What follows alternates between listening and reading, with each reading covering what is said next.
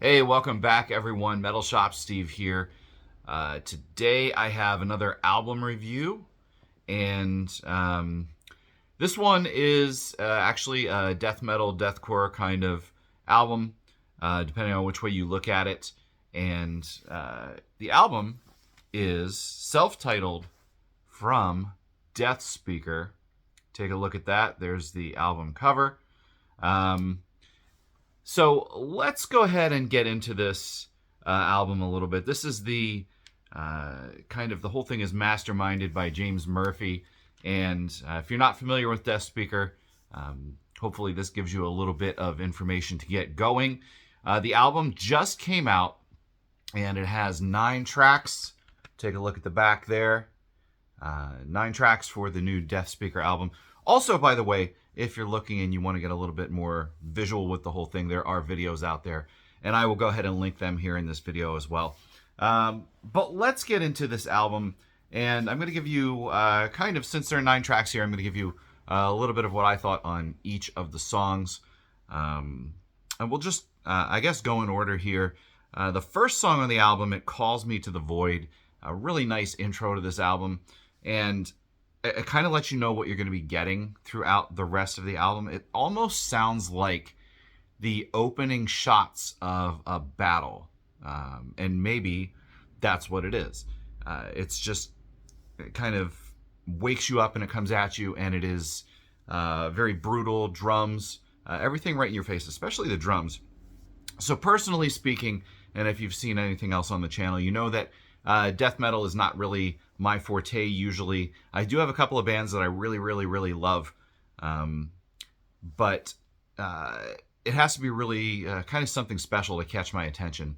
And so, obviously, since I'm reviewing this album, it is. So, like I said, it's kind of an opening to a battle. You think of that first attack, the first shots fired, and that's what this song really sounds like. It's very bombastic. The drums, kind of those blast beats. I'm not a blast beats fan unless it's done really well, and I think in this album it is. It's kind of in there in certain spots to really get you going, and it just adds to the total cumulative brutality of this whole album. But I'll save that to the end. I'll give you my overall thoughts on the whole thing. But first of all, let's just continue with the songs. It Calls Me to the Void again. Great way to open the album. You've got these drum attacks that you're going to hear throughout the album, and you've really got a taste of what the vocals are like, which is, it's like flesh tearing, low growl, like straight from the depths of hell. And for those of you who don't really listen to death metal that much, there are differences, subtle differences between vocal styles when you listen to the genre. And, people who don't listen or people who have already made up their minds and say, it's just all noise, but it's not. There are differences. And so here what you get is this really low, grumbling, rumbling, dark, growling. But throughout, there's a nice mix of kind of a higher type of growling as well. We'll talk about that because that really comes out in some of these songs. You're going to hear that really well. So, great intro. Then we come into the song Missing, and the barrage just really continues.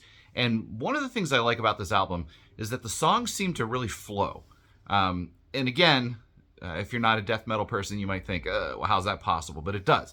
In fact, there were a couple of times listening to this where I kind of lost track of where I was on the album because the one song ended and the next one picked up, and it was just kind of like seamless almost. So there's that. Missing, you have this near the end. It's like an alert warning signal, kind of that beep that you'd get on your phone or something. There's a missing person, perhaps.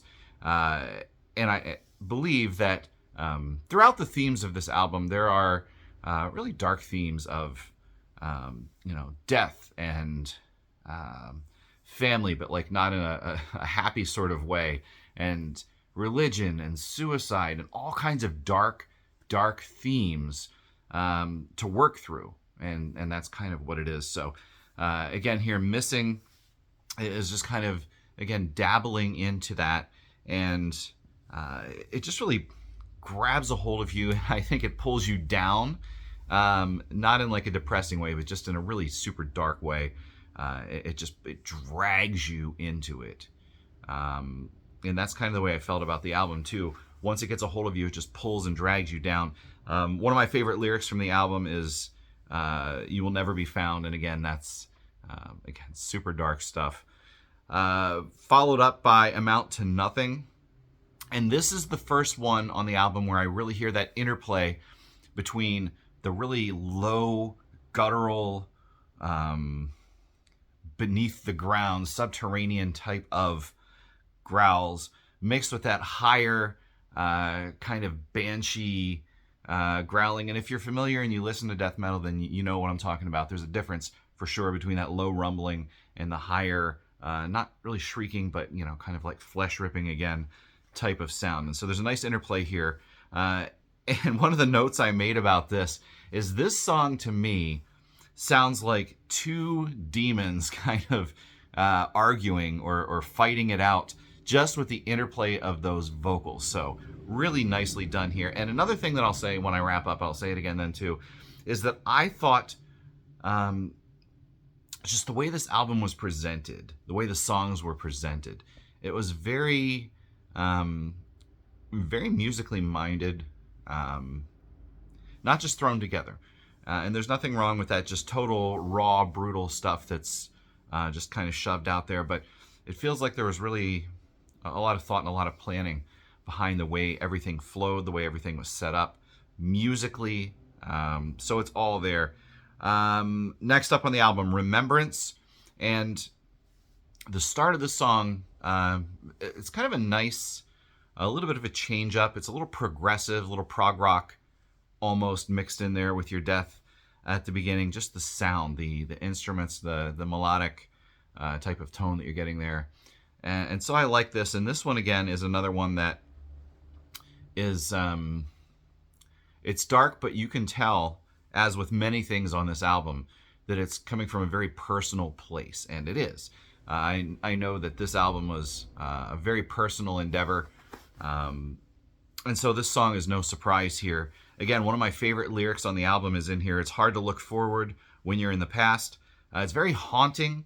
And then toward the end, well, not really toward the end, but a couple of times throughout here, there's this clean vocal mixed in. Brittany G, or G, I'm sorry if I didn't get that right.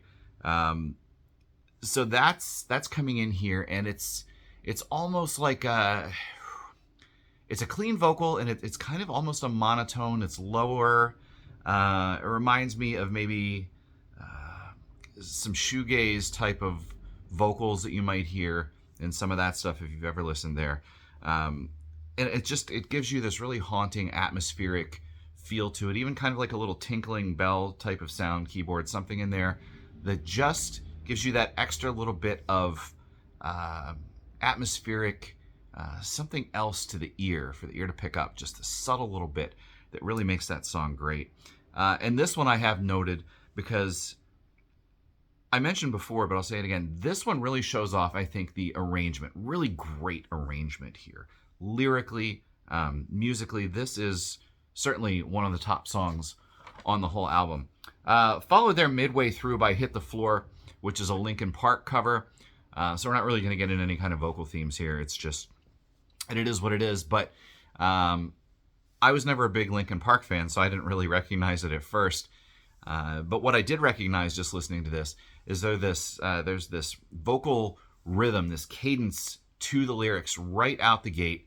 And it almost puts me in mind personally of like a hardcore type of band. But obviously Linkin Park likes to mix in a little bit of cadence there as well, some almost rap style vocals. And that's not what this is. They do it in their own way here. But it's that kind of like bump, bump, bump, like certain very recognizable cadence to this song. Next up, Never. And this one is just, it's a little bit of a tempo change. It's a slower grinder type of song. And there is a little bit of that throughout the album too. You're not just getting one singular sound in every single song. So again, one of the criticisms people sometimes have of death metal or deathcore is that they all sound the same. You put it on and you can't tell.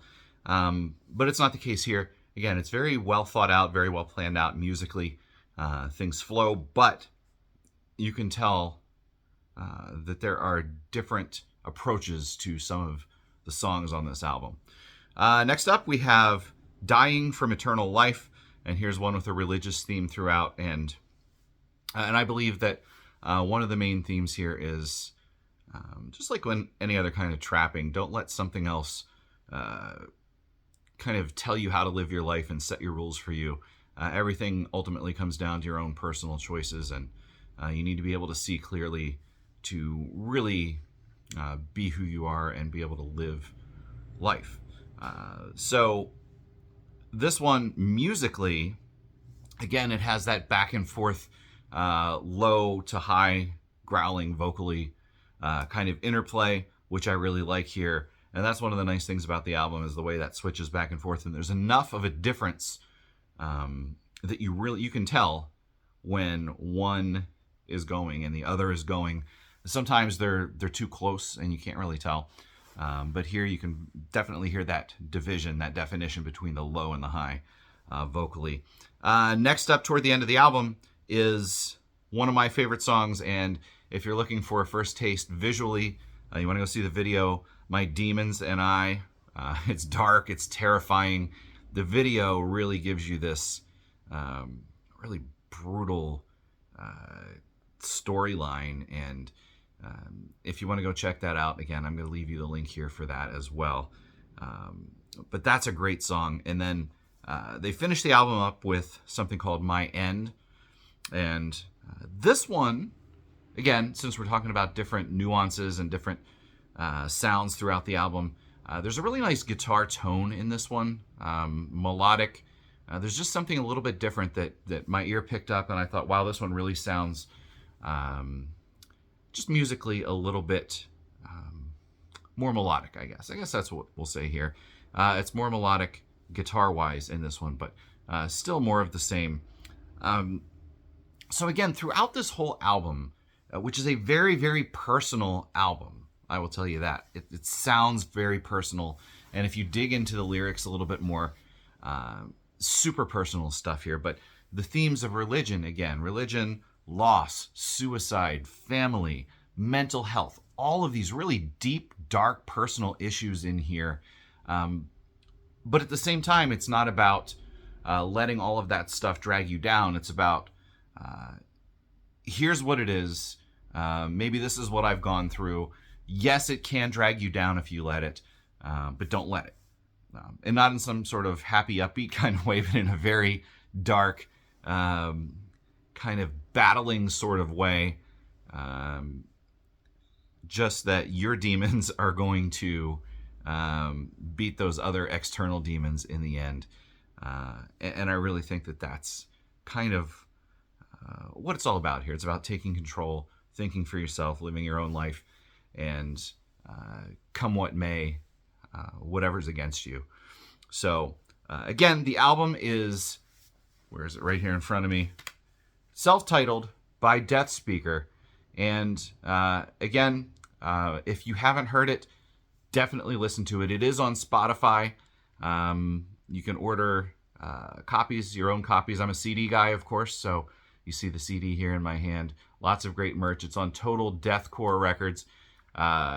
So lots of places that I'm going to leave links for you to go check things out. But please do check it out. And that's about it. Get listening to this, and I will talk to you guys later. Thanks.